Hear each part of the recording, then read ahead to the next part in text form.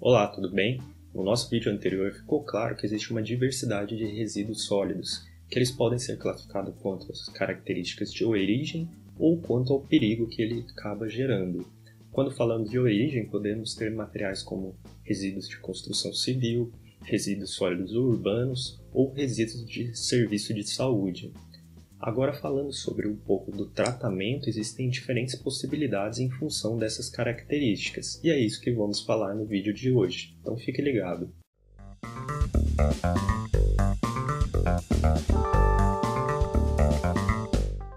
Falando da destinação final adequada, existem dois termos que são muito comuns e conhecidos pela população em geral: aterros e lixões. Porém, existem algumas diferenças entre eles, e para falar um pouquinho disso, eu vou começar do pior cenário para o melhor cenário. Falando do pior cenário possível, nós temos os lixões, onde o rejeito é descartado de qualquer forma, ele é colocado direto em contato com o solo, seja em buracos onde se enterram esse material, ou deixa exposto mesmo ao ar livre, então mantendo um contato direto com o solo, o que é muito perigoso pensando em problemas ambientais. Para termos uma noção, 25% do lixo gerado mundialmente é destinado ainda para lixões. Falando num cenário um pouquinho melhor, vamos ter um aterro controlado, que ele nada mais é que um lixão um pouco melhorado, com algumas estruturas de engenharia que garante uma impermeabilização, ainda que não totalmente eficiente, mas garante. Isso é um cenário onde teríamos uma melhora, mas ainda não ideal para a disposição final dos resíduos sólidos. Agora, no melhor cenário possível, nós temos os aterros sanitários, que são projetados com ferramentas de engenharia, garantindo a impermeabilização do solo e reaproveitamento de materiais advindos da decomposição dos rejeitos, como por exemplo o lixiviado, que é o líquido resultante da decomposição, ou também o biogás, que são os gases liberados da decomposição e que podem ser aproveitados, por exemplo, para geração de energia. Estima-se que no mundo 7,7% dos rejeitos sejam destinados a aterros sanitários. Considerando os diferentes tipos de resíduos, os resíduos sólidos urbanos e os resíduos de construção civil acabam indo principalmente para os aterros sanitários. Porém, quando pensamos em resíduos de serviço de saúde, tem que existir um cuidado maior, porque eles têm a questão do perigo envolvido. Nesse cenário, um RSS, para ir para um aterro sanitário, ele necessita de um tratamento prévio antes, de desinfecção. Caso não seja possível a desinfecção, esse material pode ser conduzido a outro tipo de tratamento que é muito comum, que é a incineração, que nada mais consiste em queimar o material em grandes temperaturas até que ele vire pó.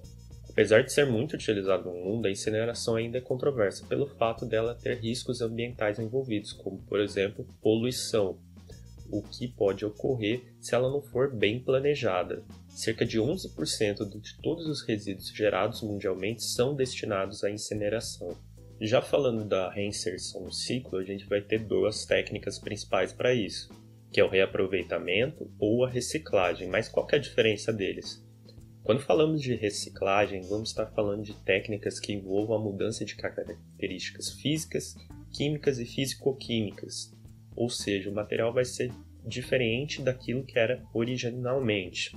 Já no reaproveitamento, o material vai ser reutilizado como ele é originalmente. Essas duas técnicas relacionam principalmente ao RSU e o RCC, pelo fato de não oferecerem tantos riscos. Aprofundando um pouco mais sobre essas duas opções, nós temos um exemplo clássico de reciclagem, que é a compostagem, que cresce cada vez mais em pequenos espaços. A compostagem nada mais é do que a reciclagem de nutrientes a partir de um processo biológico natural.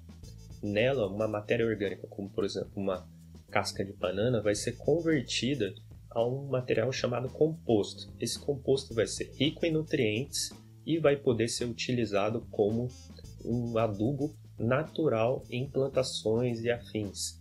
Isso garante a origem de materiais orgânicos que contêm menos riscos e menos produtos químicos que podem trazer contaminação, por exemplo. Falando da questão de reaproveitamento, eu posso falar da situação dos RCCs. Durante o processo da construção civil, existem alguns materiais que eles têm uma elevada taxa de desperdício, por exemplo, tijolos, que chegam até 25%.